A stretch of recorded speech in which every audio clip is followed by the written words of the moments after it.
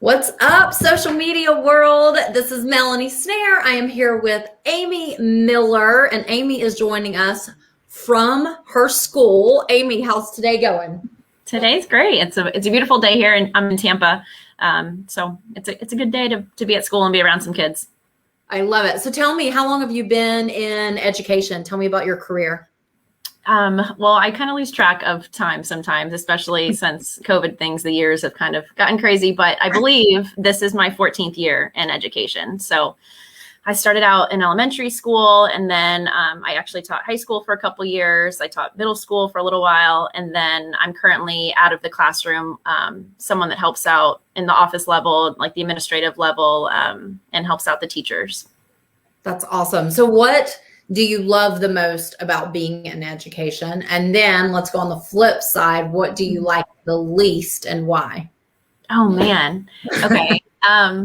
Being in education, I like just making a difference in kids' lives. It's really rewarding. I got a text message this week from one of my former students that I got to take on a field trip to University of Tampa, where I went to college. And when I was her teacher, I got to take her there and show her around. And then she's going to be a student there in spring. And she wanted to let me know that I had gotten to take her there, and that's where she wanted to go to college, and she made it happen. So things like that are unlike any other profession. It's incredible. Yeah. What about you like the least? What's been hard about COVID and the pandemic situation? I know, just talking to a lot of teachers, or any of you that are watching teachers, shout out below. We love you guys. We appreciate you guys. I am a mom, and my kids were home for 333 days. We did virtual from around the clock, and it is so hard. And I think we have a whole new appreciation for teachers. So Amy, what has that been like for your colleagues and you? Yeah, it's been interesting. So I'm in the position where, I help support the teachers that are in the classrooms. And some of our teachers have been teaching online. Some of our teachers have been teaching in person. Some of our teachers have been simultaneously teaching at the same time, which is very difficult. So it's just been hard. And really, online learning is not easy for kids. It's not easy on families. It's not necessarily the way most kids learn. So I think that's probably been the hardest thing, where there's students that are scared, or their families are scared, so they have them at home, but the growth might not be happening at the same rate as some of the kids that are here in person. And we just are working really, really hard to make sure that doesn't happen.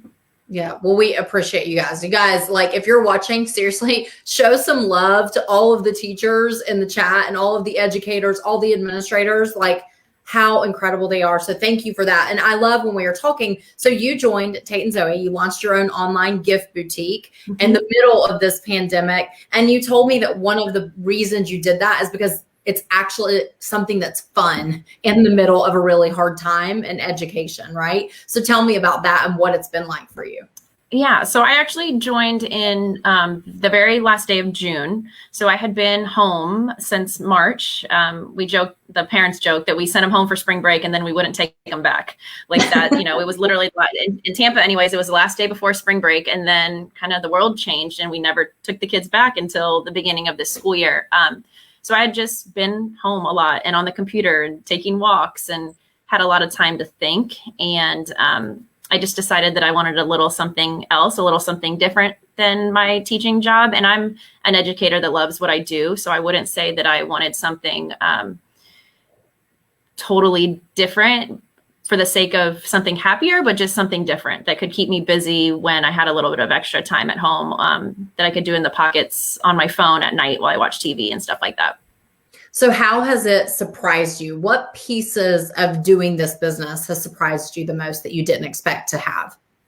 Well, I've shared about it, but I really honestly didn't expect to make friends. It sounds silly, but I did not get into this business to make friends. I have plenty of friends. It's not, and I think that that's almost like a misconception that some people have, is that people get into network marketing or social sales or whatever you want to call it because they're desperate and don't have anything going on. And none of that. It wasn't like I was looking for friends or I was a lonely soul. I have a very fulfilling life. I've got tons of colleagues that I love. I've got tons of friends, but joining this business, I never realized that would be an awesome side effect, that I would make friends. So tell me about your Tate and Zoe BFF. Tell me about that relationship. So Amy met somebody that actually joined me. They're not even on the same exact team, if you will, but you guys have run hard together. So tell me about Megan Prindle. That's so funny. You know, I had to mention her, so I'm sure she'll watch at least the replay. I honestly don't even know who messaged who first. Like, I don't even know how it happened. I should probably look back at like our Facebook Messenger feed, but we just joined right around the same time and must have seen each other's comments on things and kind of felt the same wavelength. And we are at the same place, like, you know, and people had mentioned like sideline sisters, like you need someone that's kind of at the same place as you, that it just makes it easier. Then you don't feel like you're asking a dumb question or, you know, just someone to run things by, and we just hit it off. And so it's been a lot of fun. And then, you know, we actually got to meet. So she lives in Atlanta, like right outside of Atlanta, and I live in Tampa, and I was in Atlanta for the market, and we got to get together and have a drink and see each other in person. So it was cool. So jokes on Amy Miller. She actually did need some new friends. And here we are. No, it really, I agree. When I joined this industry, I felt the exact same way. Like, I am so blessed. Like, God really blessed me when it comes to friendships. Like, I just have so many girlfriends from all different chapters of my life. And I did not need more friends. I didn't have time for more friends. I didn't have time for another job, right? But when you have a full plate, I think you can manage a lot more. And then you kind of open your heart and your mind and your soul to what you do need. And the friendships have been the best part. Like, I think this community is so inspiring and so great. So what I think is probably most inspiring about you, though, is your true vulnerability, your transparency, and your honesty in your family's surrogacy journey. So will you share a little bit about that, and then the tie-in with Tate and Zoe as well? Sure. So when I started Tate and Zoe, I wanted to make a little bit of extra money.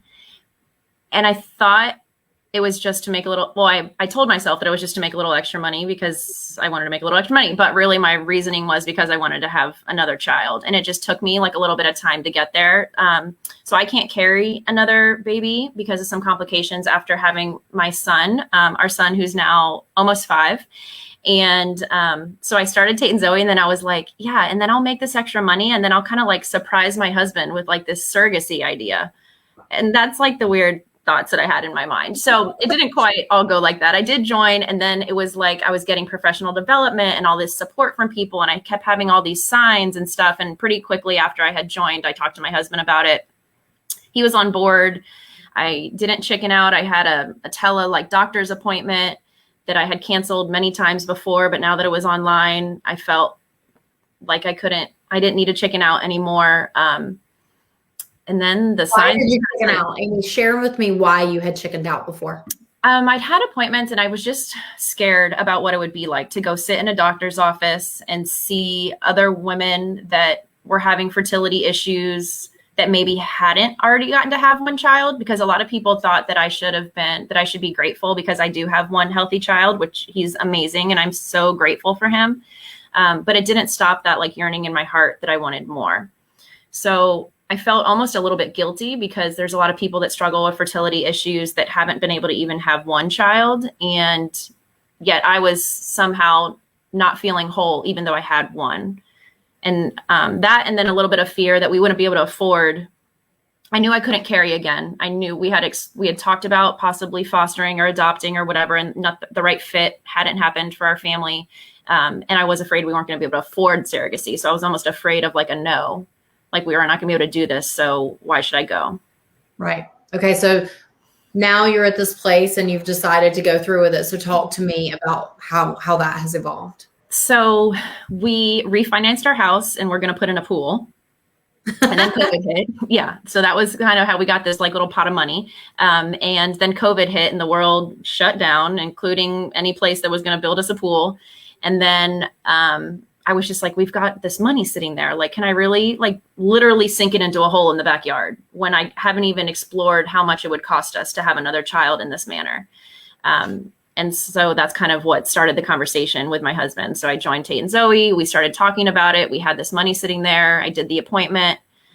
And people were really interested in it. So then, so that you have some of the earrings there. So then, I started sharing about it. Yes. Okay. So the Tropic Like It's Hot earrings, I'm not wearing them today. I'm wearing my Kelly hoops because these are like my everyday go-tos. But the Tropic Like It Hot earrings actually inspired a logo that I have that really I asked a friend of mine to create a logo for our surrogacy journey because people were interested in it and I was going to be sharing about it. And I say that our family's a triangle trying to go to a square. And I kind of had told her about that like fear, that idea that a triangle, you know, is a shape that has 3 sides and we wanted to be a square, which would have 4 sides. And that would be like our complete little family. And then my friend sent me this logo and it looked just like our Tropic Like It's Hot. And then the Tropic Like It's Hot earrings launched like all within like days of each other. And I was like, oh my gosh, they look just like those earrings. So I immediately ordered Tropic Like It's Hot earrings. And then we had our first appointment where I was going to go to the doctor and have tests run to see if I even had like viable eggs, and like all the science behind it is mind blowing. But, and I went upstairs to take a shower and I was like bummed because I was getting ready for this appointment and my earrings hadn't come in yet. And I wanted to wear them to my appointment. And then I came downstairs like dressed and ready to go to my appointment. And I opened up my door and there was a box that said, "You've been gifted." And it had my Tropic Like It's Hot earrings in there. And so I cried. I did. And I told my sponsor in this business is Whitney. And Whitney was actually at the hospital when I almost like didn't make it after I had my son. At the time, she was a nurse. So that was before she had gone full-time network marketing. So Whitney Walker Brewer was at the hospital and like had known that I had gone in to have my son. And then she had heard about like a bad instance that happened with a girl that had just had a baby. And she kind of put 2 and 2 together and realized it was me. So it's just kind of crazy how it's all connected and come full circle.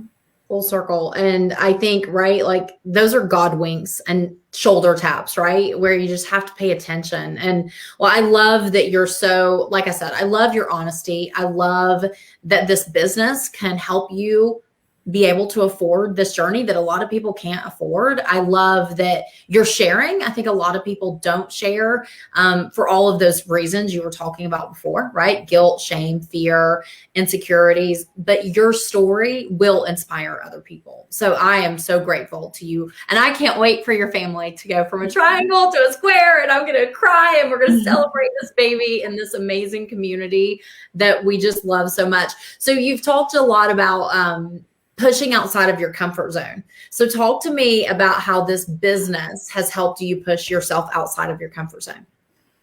I had never gone live on social media before. I had never probably ever posted a selfie, honestly. I had never really talked about how badly I wanted another child. Like some of my very closest friends knew, but I had never been like open about it. And then there's just like so much personal development, professional development, personal development. So many women, like strong women that have all different sorts of stories. When I started kind of trying to like, you know, telling you girls about all of this stuff, like there was such an outpouring of support. So many people messaged me and had, you know, various stories about, you know, their situations and what's happened to them. And I was just like, I can do this. I actually have to show you guys this because this is just kind of one of my things and I have it in my office. I love it. And it comes up all the time. And it's just like, yeah, it's scary. Yeah, it's like unique. I honestly haven't known anybody that had gone through surrogacy. Now, like a bunch of people have come out of the woodworks and, you know, told me various stories, or people are like, oh, I have a friend at work that was a surrogate and, you know, that kind of thing. But I felt like in my network, in my circle, nobody had ever talked about it. I know I've had friends that have had miscarriages. I know that I've had friends that have done IVF or different things, but I had never heard of it. And I thought, man, this is something that somebody's going to need to hear. Even if it's not about surrogacy, it's some other type of journey. It's something that might help someone. I love it. Well, that's what we focus on with Tate and Zoe. It's not about the gifts are great and they're fun and it puts smiles on faces, but it's about how can this business help someone? How can it make a difference and an impact in people's lives? So Amy, your success is inspiring both on the personal side and on the professional side. I'm so grateful that you shared your story and I hope it is inspiring some of you. And we would just love to welcome you to this amazing family and community if it's something that you're interested in. So reach out to the person that invited you. Amy, do you have anything else you want to share? No, I think that's it. I'm so appreciative and it's been, you know, honestly a pleasure. And I just get excited every time there's a new launch or something new out there. So it's just been a lot of fun. I agree. Okay, girl. Well, I will talk to you soon. Thank you so much for joining. Everybody give Amy some love in the comments, and we will see you back next Wednesday. Bye, guys. Thanks for having me.